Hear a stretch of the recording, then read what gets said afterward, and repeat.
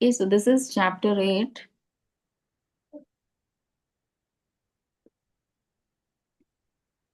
Okay, chapter 8, it deals with the offenses to be avoided, Nama Aparadha, and chanting of the holy name. So here in the screen, you can see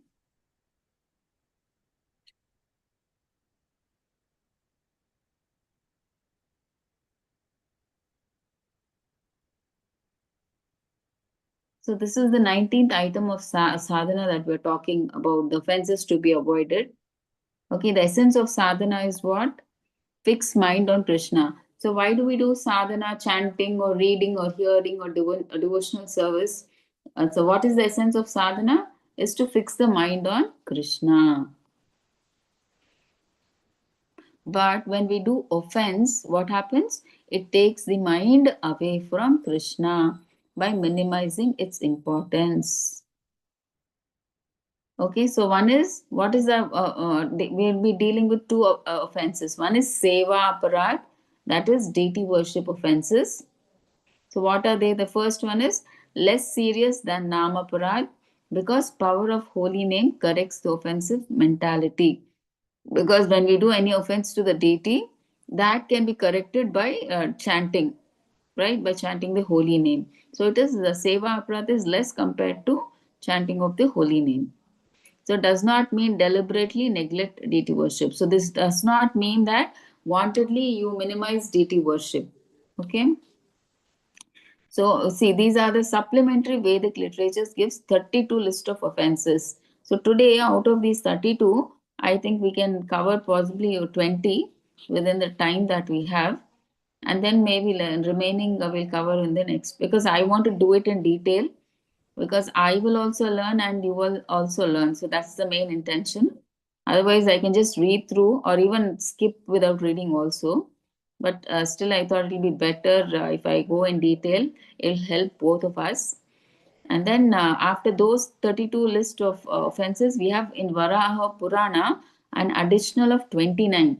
So that also we'll try to do it in detail. Okay, even if it takes 2-3 classes, that's okay. But learning is important, more important for us, right, than quickly completing the course. Okay, so we'll try to go in detail of the offenses and we'll see. So next is Nama Aparad. After Seva Aparad, we have Nama Aparad, offenses in chanting the holy name. So chanting will eradicate sins, but if offense holy names, no chance of being delivered. See, if you chant, all your sin, you will be delivered of all your sins. But if you commit offenses to the chanting, the holy name itself, you can't be delivered. So you have to be very careful when you are chanting the holy name. See to it that there are no offenses to the chanting of the holy name. And Padma Purana gives the list of 10 offenses. So in Padma Purana, you all of you, and I think recently in the Mangala Arati, few of the devotees, they read the 10 offenses that are given in the Padma Purana, like Abhijit Prabhuji and Vamsi Prabhuji and Asha Mataji. They read the offenses. So anyway, we'll read that also today. I mean, not today, maybe in the coming classes. But today, I think we'll be reading the offenses, Seva Aparad. The supplementary Vedic literature gives 32 list of offenses. Those we'll try to see in detail.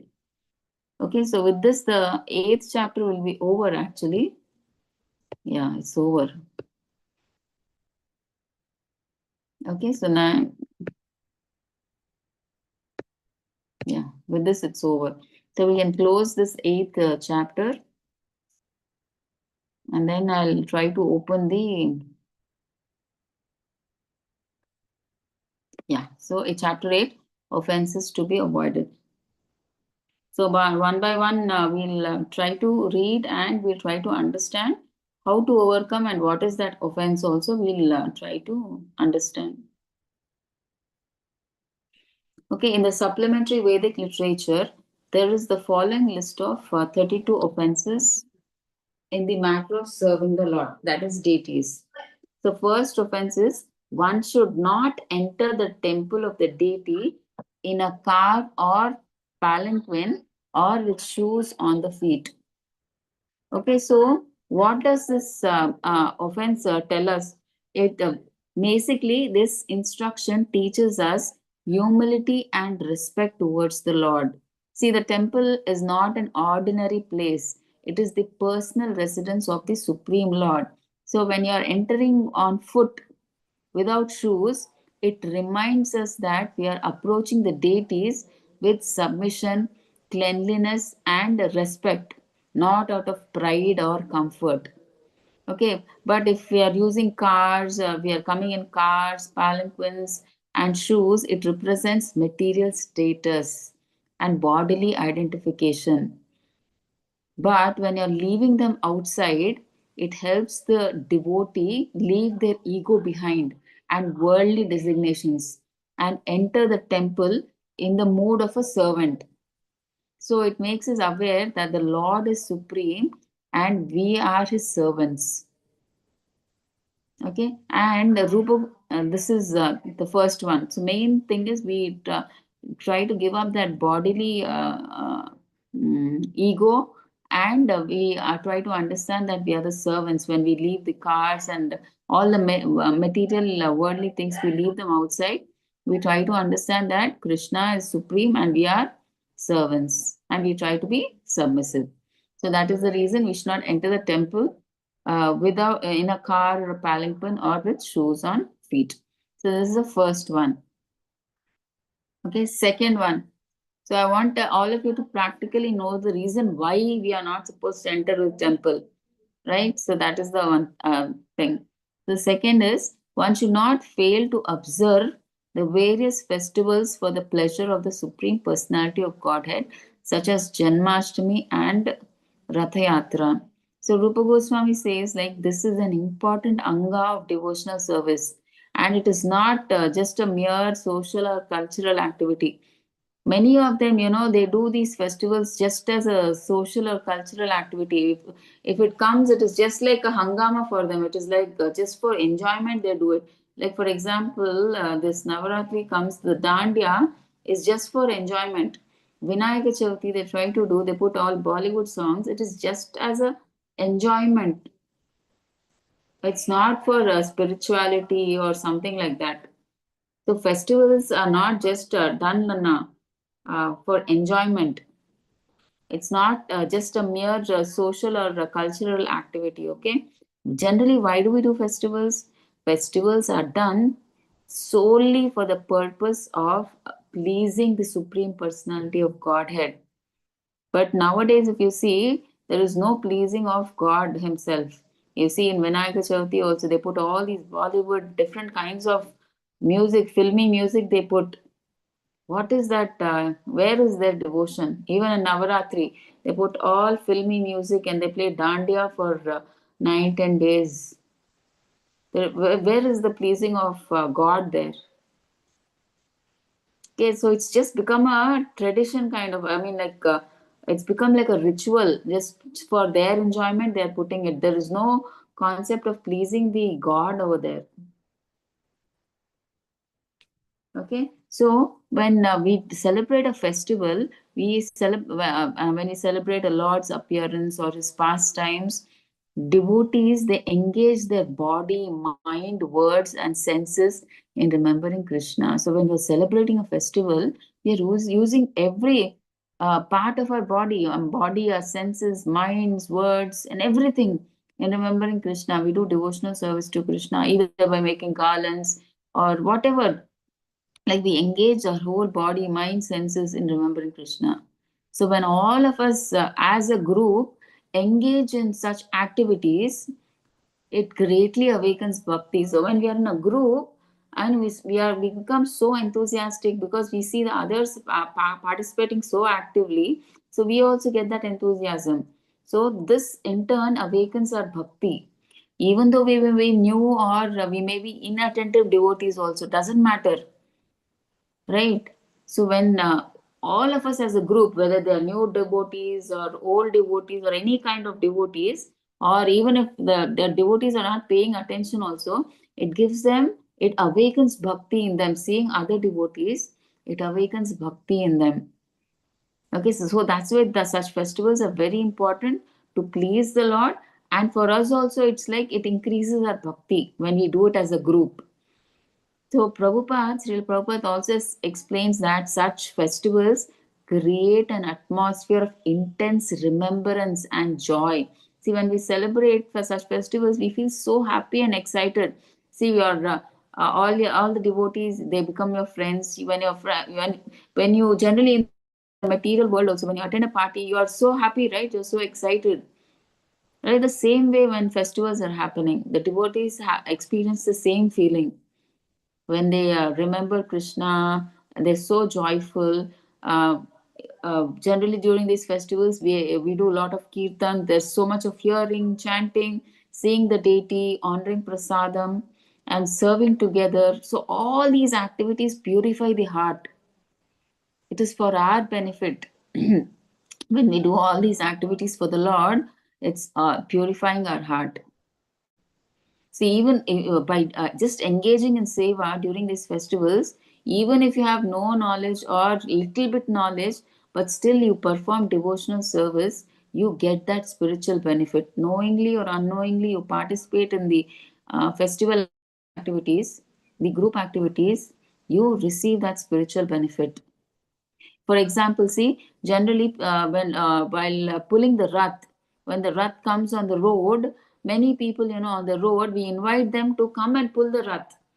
So unknowingly, they pull the rath. When we encourage them to pull the rath, they get the benefit. They get the spiritual benefit of when they pull the rath. That spiritual, what do you say? What is that? Spiritual spark has entered them, and that bhakti has started. Right, they've got a chance to start their bhakti. Right, they're pulling the rath, but they don't know what is the effect of pulling the rath, but they still pull the rath. That is more than enough for them to start their bhakti. So, unknowingly or knowingly, their spiritual journey starts. So, neglecting these festivals means missing a powerful opportunity to please the Lord and advance in devotion. Okay, so we should never neglect these festivals. When these huge festivals of the Lord are happening, we should never miss them. And because it's a chance to please the Lord, and it's a chance for us also to advance spiritually in devotion. Okay, so that is the second point. So, third one should not avoid bowing down before the deity. It's the third point. So generally, some many people, they just bow down as a ritual. So it's not a ritual. Okay, bowing down before the deity, it's not a ritual. It is the soul acknowledging the Lord's supreme position.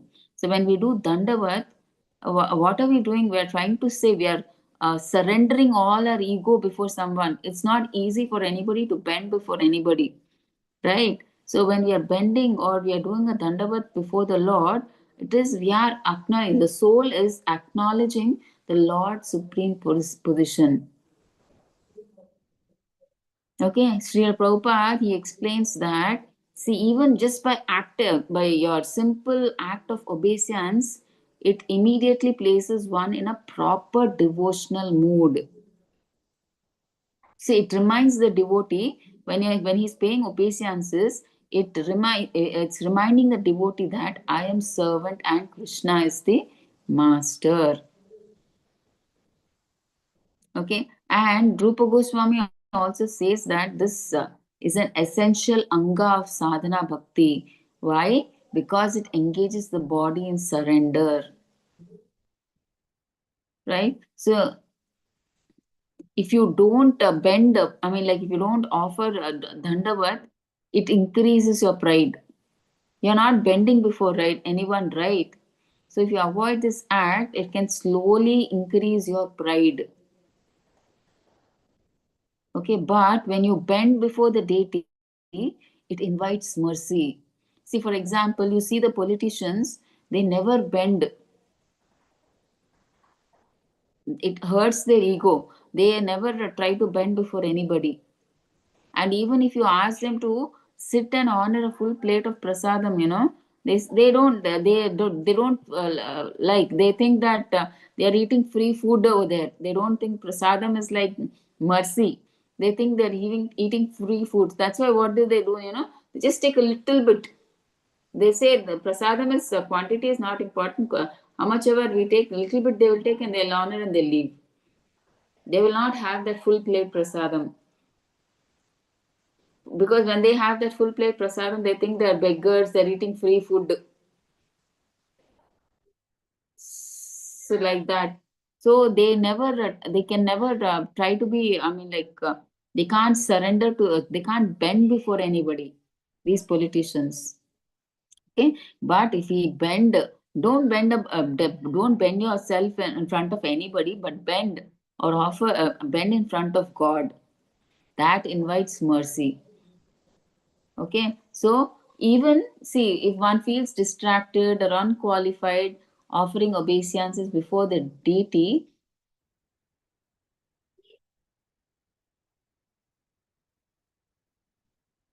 Okay, see, when we offer obeisances before the deity, it attracts the Lord's compassion and it strengthens our bhakti step by step. Okay, so when we bend, see, it's like we are surrendering our this thing, whole thing to the Lord, saying that I'm nothing compared to you. I'm your servant. You are my master. Okay, so this attracts compassion, and that's the reason we get mercy. Mercy flows from the Lord. Okay. So now let's go to the fourth point. One should not enter the temple to worship the Lord without having washed one's hands and feet after eating. Okay. So it is saying that you have to, once you finish your eating, you should wash your hands and legs before doing devotional service. Why? Because devotional service must be offered in cleanliness and that consciousness should also be pure. So Srila Prabhupada explains that cleanliness does not mean just external hygiene. It should be internal purity also. Okay. So after you're eating, what happens? The senses are still absorbed in bodily satisfaction. See, that taste still remains. We are in that bodily satisfaction. So, if one directly goes before the deity without washing hands and feet, the mind has not shifted from sense gratification. The taste is still there of that eating. So, the mind has not shifted from sense bodily activity to that seva bhava. Okay, so the consciousness has not been reset, and so we should not approach the deity in that condition, in that what do you say, bodily activity with that taste mode. We should not enter into the temple. We should enter into the temple with the seva bhava. So to switch from that condition to this condition, we have to wash our hands and feet, and then we have to enter into the altar. Okay. So, washing the hands and feet helps the devotee shift from bodily activity to devotional mode. So, you all may be thinking, "Arey, anyway, after eating, we wash our hands. So, do we have to again wash our hands and this thing and legs again?" Yeah. See, after eating, you may wash your hands in the kitchen. So, but that washing belongs to like after you sense enjoyment. Like after you eat, you generally wash your hands. But the second washing that you do, it makes a change in your consciousness. Earlier, you were doing to cleanse your hands. That is bodily activity.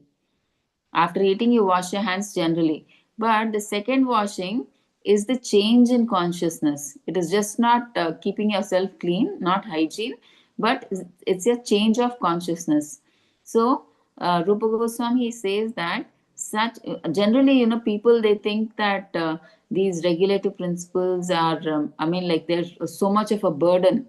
They restrict our bhakti and everything, right? But if we cultivate all these initially slowly, it becomes a practice for us, right? It becomes an etiquette for us right from day one. If we start practicing, initially it may sound like a burden. These principles are like a burden for us. Okay, but if we start practicing them daily, it becomes a practice.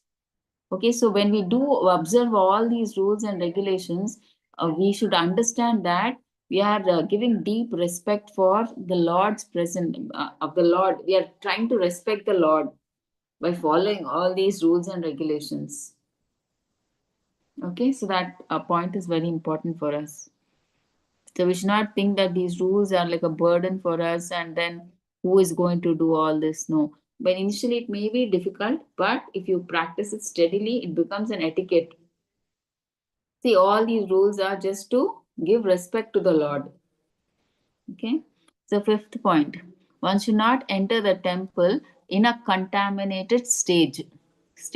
According to the Vedic scripture, if someone dies in the family, the whole family becomes contaminated for some time, according to its status. For example, if the family is Brahmana, their contamination period is 12 days. For the Kshatriyas and Vaishyas, it is 15 days. And for the Shudras, 30 days. Okay. So here, generally, in the Vedas, when there is a death of a family member, it is said to be a state of ashaucha. Okay. It's a ritual impurity. So we should not think that when something like this happens, we are not allowed to enter into the temple. So we should not think that it is they're not allowing us to come into the temple. So we should not feel like it is some punishment or something. Okay, we should understand why they are not allowing us to come, because there is a subtle condition, there is a reason behind that. See, when there is a loss of a dear member, the mind is shaken by loss, it is in grief, and we are not able to do our normal duties. Like when someone close dies, right, our relatives, friends, or our family members, we are in total loss and we are grief and we are not able to do our normal duties. And but at this but and normally what the deity worship, it requires steadiness, it requires attention, and we should do it joyfully, the deity service. So that's why they say when near one dear ones die, our mood is not like that. Like we cannot give steady service to the deities. We are not happy. We are not joyful. Okay, and we are not attentive because we are in grief. So that's why these rules are laid that one should not enter the temple during this period. So this time that each for Kshatriya certain time, for a Brahmana certain time, this time allows the family to stabilize the mind. Okay, the grieving period will slowly stabilize.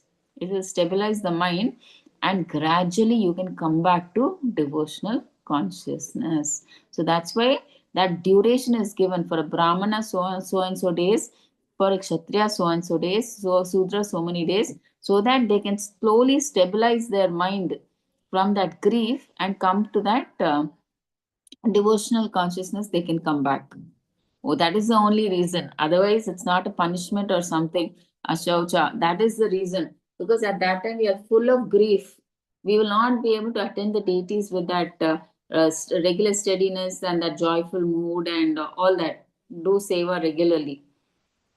So that's the reason they ask us to take an off, so that we can come back from that grief and settle back into that devotional mood.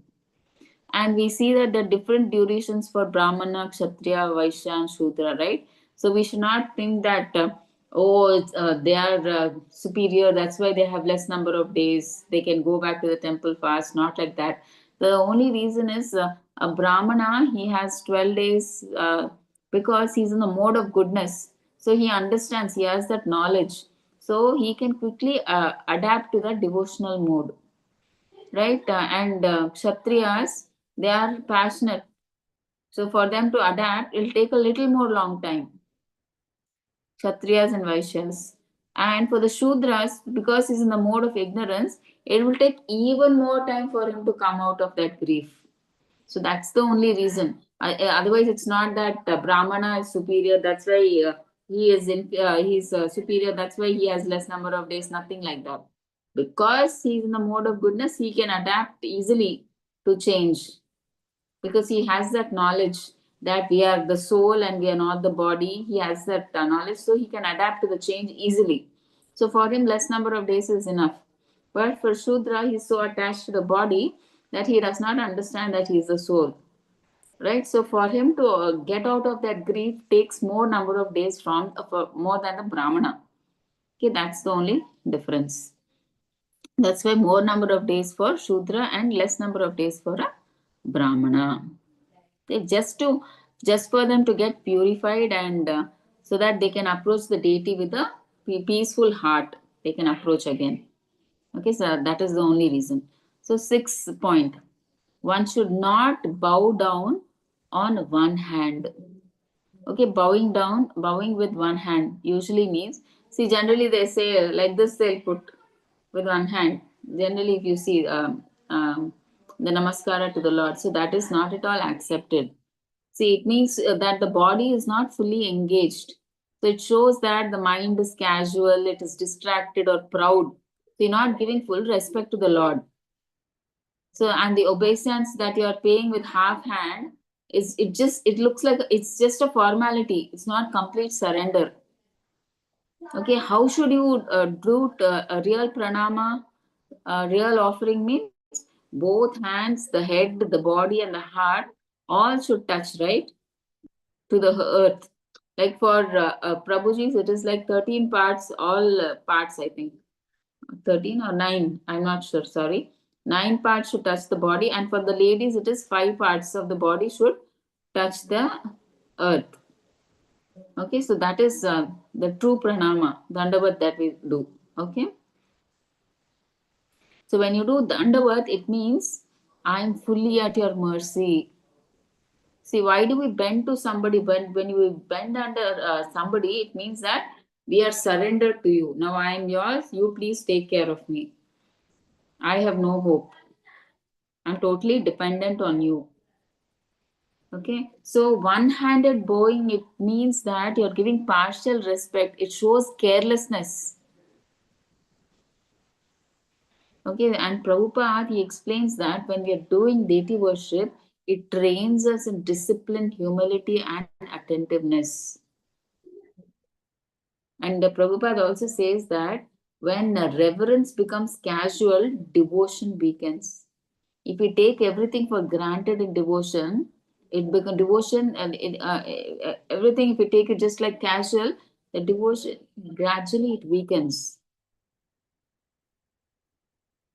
Okay, so that we have to understand. And one more important point is Krishna, he does not need our bowing down actually. We need it for our purification. Right? See, when we do full obeisances or Dandavat Pranam, it purifies our false ego. See, when we bend before somebody, our ego bends. So never so easily can we bend before anybody, right? Only when we break our false ego can we bend before somebody. Right? So that's why we have to bend before the Lord. Okay, otherwise Krishna, he doesn't require our bowing down. We have to bend down to purify ourselves, to remove that false ego. We have to offer that dandavat. We have to bow down before the deities. Okay. Seventh one should not circumambulate in front of Sri Krishna. The process of circumambulating the temple is that one should begin circumambulating from the deity's right hand side of the temple and come round. Such circumambulation should be performed outside the temple structure at least 3 times daily. Okay. So here, see, when we are standing in front of the deity, we should not walk carelessly or recklessly as if it's a park or something. Because the front of the deity is the place where there is direct darshan and service. Right? That space is not a walkway as if you walk casually in the park from this side to that side. So when you walk this side to that side in front of the deities, it shows inattention and casualness as if you are walking casually in a park or somewhere when you're in front of the deities. Okay, so that should be avoided. So we should not just try to walk from here or here just casually as if you're walking in front of the deities. That should be avoided. That's an offense. Okay, so how should we circumambulate? So circumambulation should be done clockwise, starting from Krishna's right side. Okay, and then we should go around. Okay, around the deity or around the temple, at least minimum 3 times. Okay, but just walking casually in front of that deities from this side to that side is not allowed. That is an offense. That should be avoided. If you want to circumambulate, you have to start from the deity's right side, and in a clockwise direction, you have to circumambulate around the deity or around the temple minimum 3 times.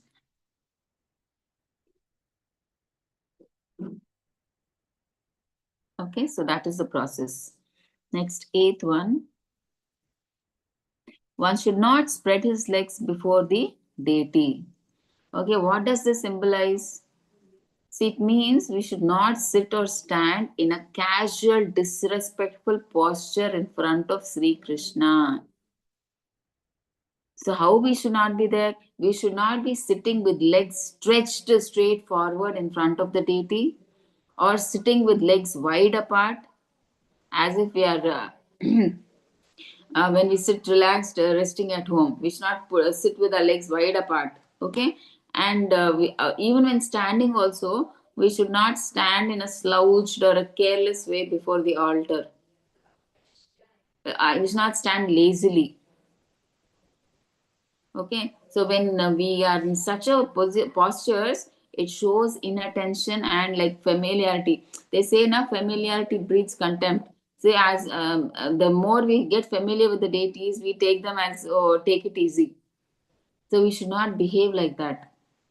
So when we show such postures, it shows an inattention and familiarity to the deities. So because of which it weakens our devotion. Okay, how should we sit? Generally, see if elders or respected people come or our teachers come, how do we sit beside in front of them? We maintain a dignified posture and we sit before them. So, like that, or exactly, we have to sit before the Lord. Okay, we should maintain our dignity before the Lord. So, respectfully, we should sit in front of the Lord. Okay, ninth point. One should not sit before the deity holding the ankles, elbow, or knees with one's hand. So, sitting curled up and hugging the knees, or leaning forward while gripping the ankles, and resting elbows on knees, and like it's like you're slumping your body, like this, you are sitting, okay, with your whole body down. Okay, so why do all these positions come? Well, maybe because we are tired, or we are it shows our carelessness, or maybe because we are bored. When we are bored, all these postures come up. But we should not sit like this. See, the deity is not an idol, it's Bhagavan himself there. He's personally present over there. If we sit like this before the Lord, it shows lack of respect for the Lord. So, how should we sit? Either we can sit cross legged, okay, with our spine straight, like straight, our back, our spine should be straight. When all the body is straight, so our mind is alert and there is no inattention. Okay, and we can put our hands on our knees like this, as if resting casually. Like what do you say in Padmasana? You can sit. You can just put your hands on your knees like this, and you can put your spine straight. That is the perfect posture for sitting, so that you will be attentive. Okay, so your mind is alert and you are attentive. Okay. So, 10th point, one should not lie down before the deity of Krishna. So, lie down means sleeping or just lying down casually.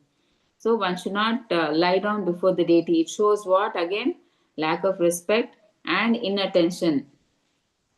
Okay, it shows that you are relaxed and not in a serving mode. Right? How can we sleep in front of the deities? Right? So it shows that we are relaxed and not in a serving mode. Sometimes, we may even sleep just by lying down like that, we may even sleep. So we should understand who we are before the deity. I mean, like, we should understand that we are before the deity. We are not at home where we are resting.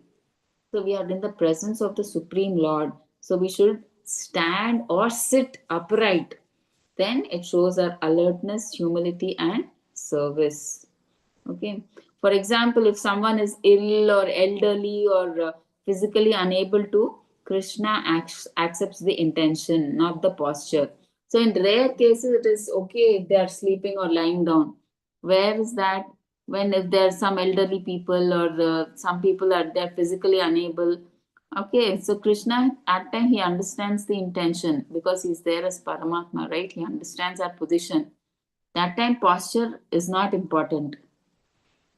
Okay, so some limitations will be there in rare cases. Otherwise, we should not sleep. Okay, so 11. So one should not accept prasada before the deity.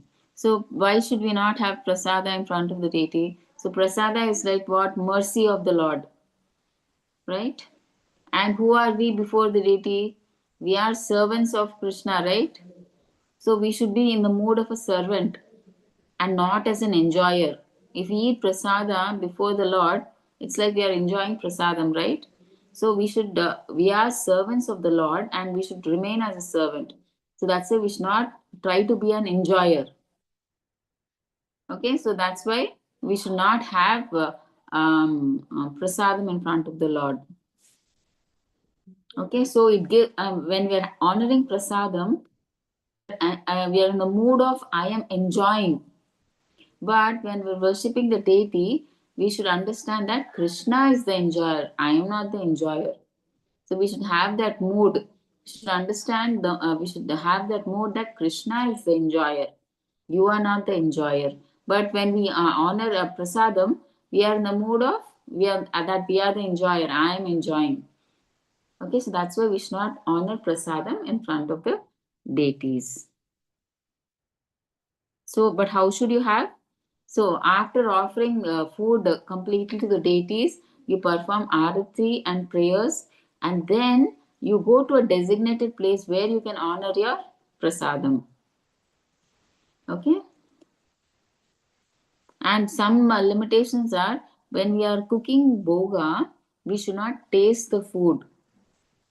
Okay, it is strictly prohibited. We should not taste the food which we are about to offer it to the Lord. Okay, and children or elderly or sick devotees may be excused if unavoidable. Okay, they can they can sit and have there itself because it's a rare case. Small children, they don't understand, they don't do anything intentionally. Elderly people also sometimes they can't get up or whatever, so they can also honor prasadam. And sick devotees are there, they may also be excused. Some limitations are always there, right? But not for everybody. And at home also, we should not eat before the deities. Okay, in home, when you have deities also, we should follow the etiquette of sitting in a proper place and honoring prasadam, but not in front of the deities.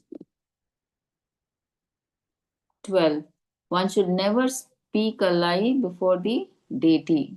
Okay, why we should not lie? Because the deity, it sees and hears. Okay, and as all of us know that Krishna always speaks the truth, and lying before him is like we are contradicting his nature, right? He always is truthful, and if we lie before him, it's not okay, right? So how should it be? Like when we come to the temple, we should come with a pure open heart. We should not have come with a duplicitous heart. We not with that intention of lying. So we should not put that duplicitous heart. We should come with a clean heart, clean open heart. See, a lie means hiding oneself in front of the super soul, right? What can you hide from the super soul? So nothing. So it's better to come with the open, clean heart. Krishna knows everything. You can't hide anything from him. Okay, so because of this, it breaks our devotional mood. See, bhakti, it stands on simplicity and sincerity. See, when you lie, there is duplicity into worship. See, Prabhupada says simple living and high thinking. And bhakti, Prabhupada says, is complicated for the complicated, it is simple for the simple. Okay, so bhakti stands on simplicity and sincerity. So when you lie, there is duplicity in your heart. You're no longer pure. Okay, so that's why we should come with a pure heart. Open yourself up in front of Krishna. There's no point. He's the super soul. Even though you lie to him, you can't escape from him, right? He knows the truth. Okay. And sometimes, when you make promises or excuses or statements before the deity of the Lord, you don't think it is just simply you're making promises. It carries weight. Generally, we see in the Vedas, they make promises or vows in front of the deities. Don't think it is just a joke or something. When you say, "I will do this, Krishna," when you make a vow that okay, from today onwards, I will chant 16 rounds. You're making a promise in front of the deity. It carries weight. Don't think it doesn't. And then you ignore it, leave it, and then you don't do your 16 rounds.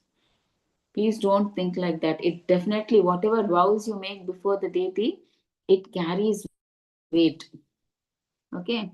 And generally, lying in front of the deity means what? Not just lying, uh, lying, but making promises you do not intend to keep. That also should not be done. You should not make promises which you cannot do.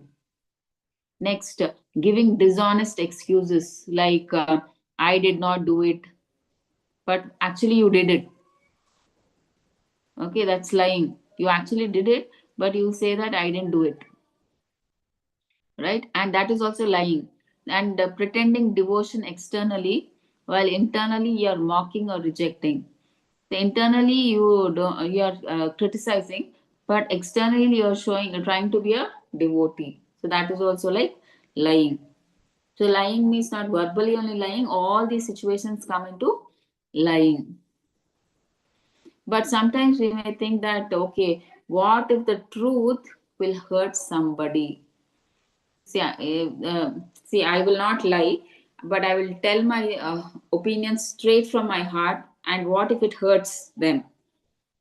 So that time, what they are saying, you should try to remain silent rather than lying. It's better to remain silent rather than lying. Okay, be if you're being silent, it doesn't. It is not dishonesty. So being silent is not dishonesty. Okay, you should not understand it in a different way. Okay, so before the deity, what should we do? Whatever we are talking, it should be clean, it should be pure, it should come from the heart. Okay, and Krishna is not impressed by clever words. He is just pleased by our truthfulness and by our simplicity and our sincerity. Okay, not by our clever political mentality, all those duplicity. He does not like all this. He wants a simple childlike heart because a child is very innocent, right? He does not know anything. He will just blindly do anything. He's so innocent. So we should have a heart should be like a child. So simple it should be. Then only our bhakti will flourish like anything. Okay, so we should try to be truthful, sincere, and have a pure heart. Okay. So 13th point, one should not talk very loudly before the deity. So the temple is not like a public hall, it's like a personal chamber of the Supreme Lord. It's not an open hall, right? It's the personal place where the Lord is living. Okay, so loud talking disturbs the mood of reverence over there. So we should not talk loudly in front of the deities. Because first point is the deity is personally present there. And Krishna, he does not need a loud sound to hear. Krishna listens even to a whisper from our heart. If we sincerely talk to him, that silence itself is enough for him. That whisper itself is not even whisper. That silence is itself is enough for him to listen. Okay, we don't have to shout and yell for him to hear. Okay, but when we are loudly talking, it distracts both the, I mean, like person who's speaking. If you talk loudly, it distracts the speaker as well as other devotees, right? And generally, why do we speak loud? When we speaking loud, it arises from ego, excitement. When we're excited, we speak loudly, or out of impatience, we speak loudly. But when we're doing bhakti, we should try to be calm and attentive. That attentive consciousness should be there, right? And the fourth point is the temple etiquette, right? See, when we go to a king's court, we don't shout, right? We speak softly in a king's court. So, like that, one should speak gently before Krishna also in the temple. So, we should maintain that etiquette.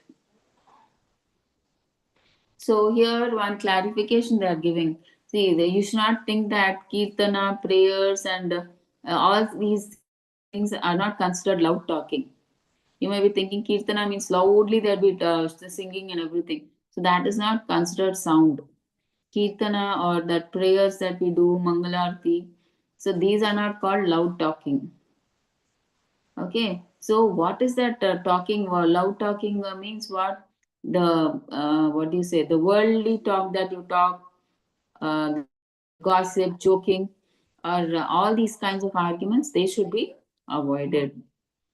Okay, so 14th point, one should not talk with others before the deity.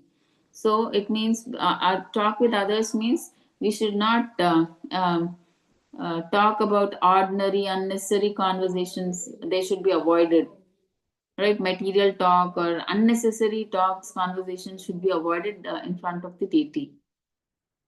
Okay, why should we avoid all this? Because if the deity is a person, it is not an object, right?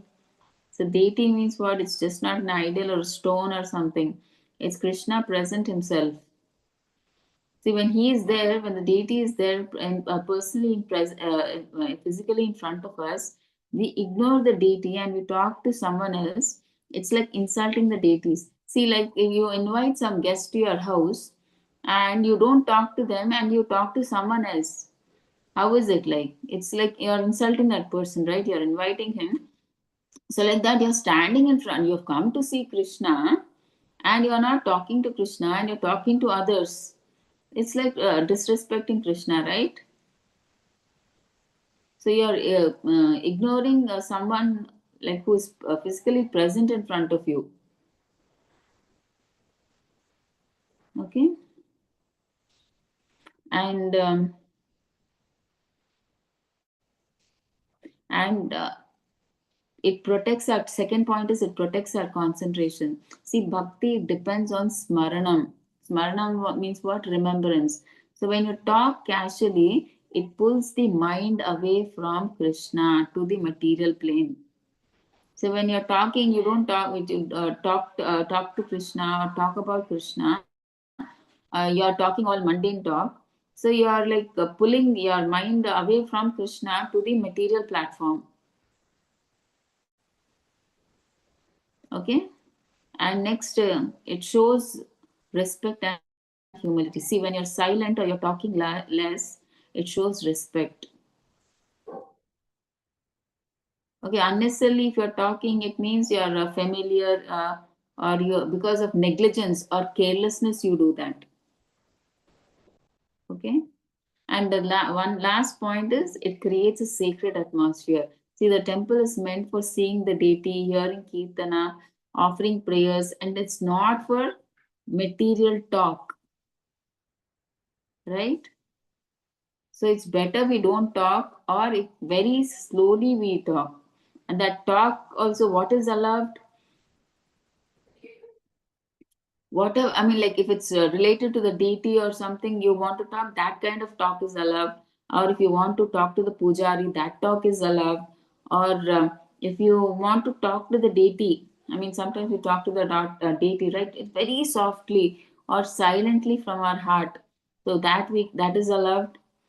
Chanting prayers, kirtana, that is allowed. But what is not allowed is you're not allowed to gossip, joke, laugh, any personal discussions, and instructions unrelated to service. Okay, any kind of storytelling or debate. So, all this is not allowed. So, before the deity, what should we do? Okay, before the deity, we have eyes to see Krishna, ears to hear Krishna, tongue should glorify Krishna. But if the tongue turns to others, the heart turns away from Krishna. See, tongue should be used only to glorify Krishna. But if that same tongue is being used for worldly talk or material talk, the heart turns away from Krishna. Okay, so silence before the deity. You should not think that being silent before the deity is something wrong, or that is good. In fact, when you're silent, you can focus more better. I mean, like through the heart, you tend to talk to the deities. It is full attention when you're silent. Okay, it does not symbolize emptiness or something when you're silent. Okay, so it shows you're giving full attention to the deity. So 15. One should not cry or howl before the deity. Okay, 15th point. So this means that we should not try to be material or emotional or uncontrolled. We should not do uncontrolled crying. Okay, before the deities. So first point is the deity is not a place for emotional display. So generally, why do we loudly cry or howl? Because maybe we have some personal problems, pain, frustration, right? So that's why we cry loudly. So when we do that crying before the deity, it shifts the focus from serving Krishna to expressing our emotions, right? Our focus shifts from serving Krishna to expressing our emotions. Okay, so that's why we should not cry loudly before the deities. Okay, and second point is we should maintain dignity of worship. See, generally in the temple, how is the worship? It is regulated, it is calm and respectful. But if you suddenly come and you start crying, you disturb the whole atmosphere of everybody, all the devotees present over there.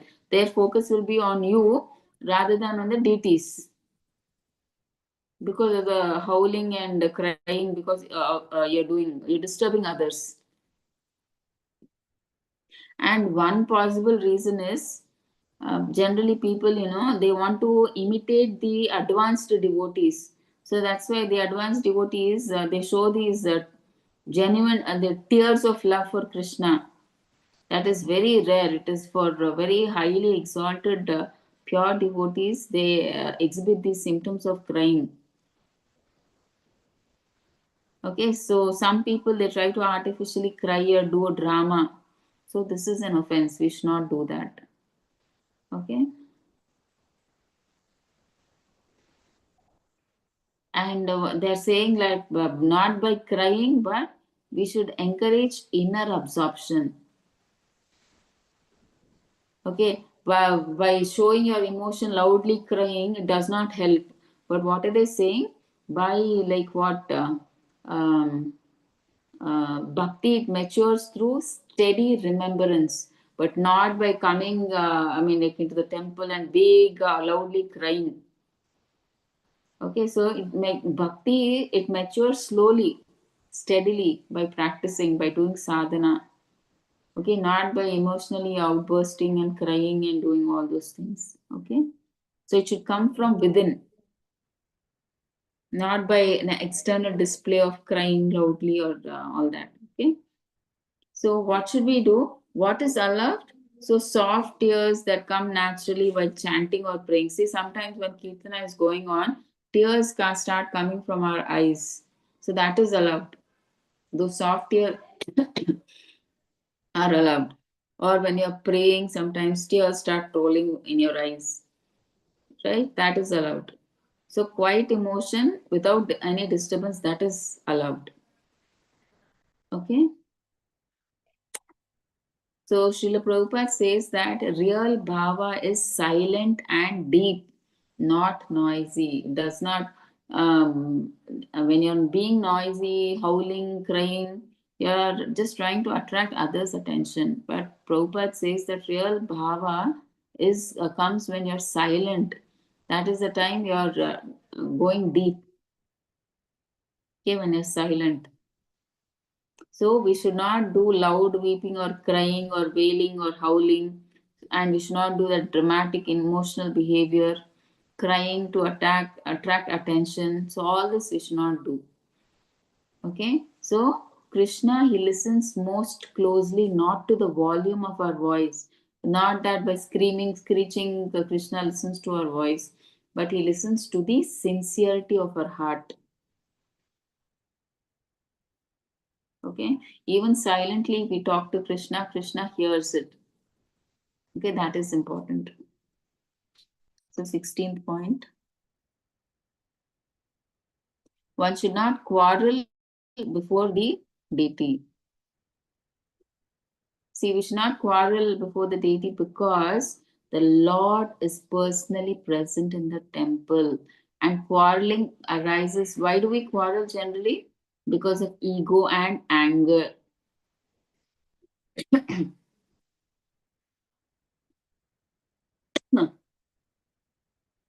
So we should try to be humble and do loving service to the Lord.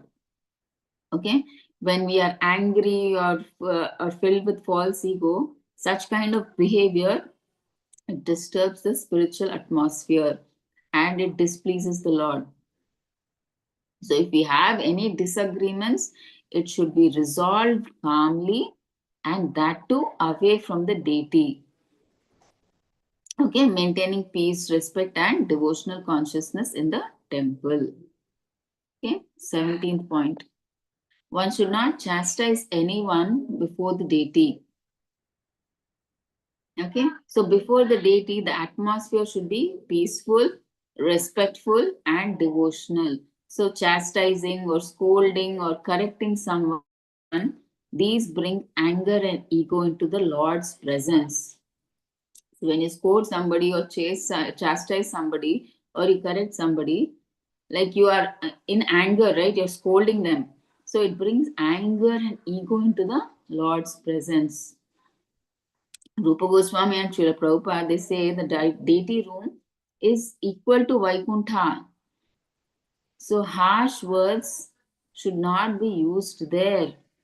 These harsh words disturb one's own bhakti and the devotional mood of others. So if correction is needed, it should be done privately and calmly outside the deity's room, deity's presence. Okay, and the Rupa Goswami tries to say that Lord is Bhakta Vatsala and he's pleased by humility, not by dominance. So we should first control our anger and guide others with compassion. 18. One should not be charitable to beggars before the deity. 18. So it does not mean that charity is bad. Charity is always virtuous. So the instruction is about place, mood, and the attention. See, as it's in nectar of devotion, the deity room is meant exclusively for direct service to Krishna. Okay, so the deity room is meant exclusively for serving Krishna. So if you are giving charity there, the mind, like it shifts from Bhagavad Seva to social dealing. So if you are doing some charity to the beggar there in the deity room, the mood shifts from deity seva to social activity. So there it is breaking the attention. So devotional mood is changing to social, which should not happen. This is very wrong. So Srila Prabhupada, he explains that all activities before the deity should be done for the pleasure of the Lord alone. So any charity that you want to do should be done outside the temple room. Okay, so that the devotion, it remains undivided. So full attention can be given to the deities and not to some other person like the beggars or anybody. Whomever you want to give charity, should be done outside the deity room. Okay. Only when in the deity room, the full attention should be given to the deities and not to anybody else. 19. One should not speak very harshly to others before the deity. Okay, means that so it tells that when we are in front of the Lord, it demands purity of speech, mood, and heart. So we should not try to speak harsh words. Our mood, I mean, like, how should our mood be? How should our speech be? That is being said here.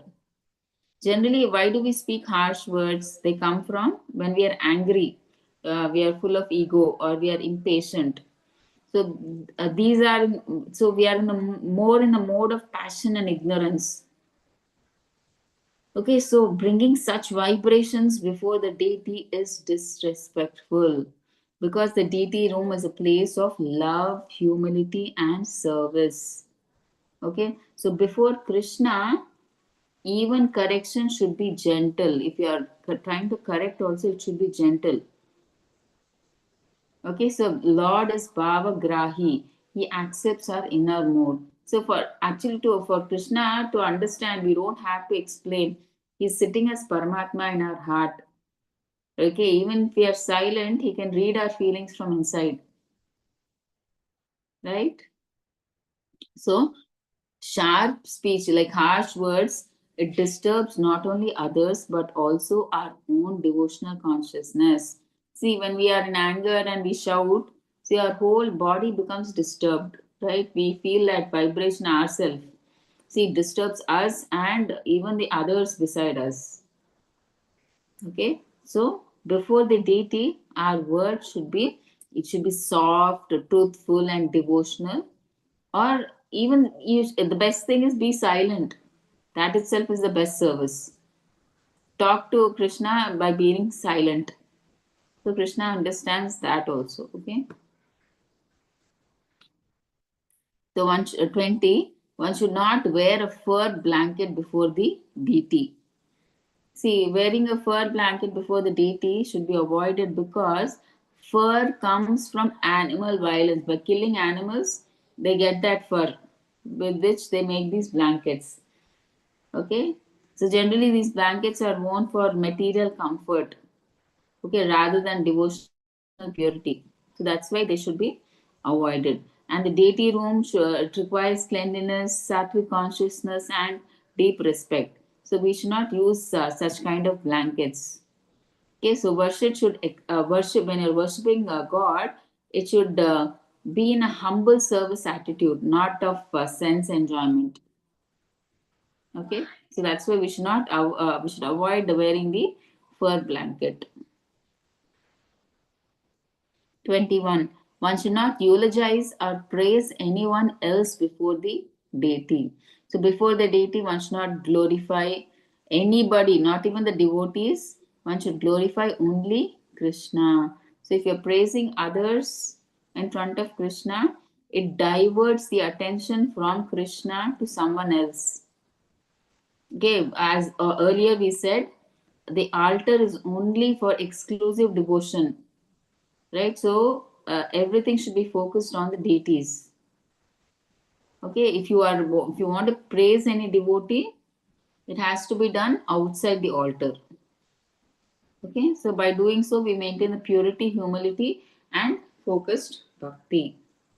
Okay, so 22nd point, one should not speak any ill names before the deity. Okay, so we should keep our speech pure. We should not use any ill names, and we should try to be respectful. Speaking ill names or criticism or harsh words disturbs the devotional mood. Since Krishna is personally present, the tongue should be used only for his glorification. Or if that is also not possible, remain silent, but never go for negativity. Either glorify using the tongue or at least remain silent but never use it for negativity. Okay, 23. One should not pass air before the deity. Okay, so this shows that stresses the importance of maintaining cleanliness, decorum, and respect before the deity. So, passing air is considered disrespectful and contaminating in the presence of the Lord. As why? Because the temple is a sacred place. So, one should ensure proper bodily control and cleanliness when approaching or being near the deity. Okay, so for today, I think we'll stop here. Too many points we've discussed today, and we'll try to continue from 24 in the next class.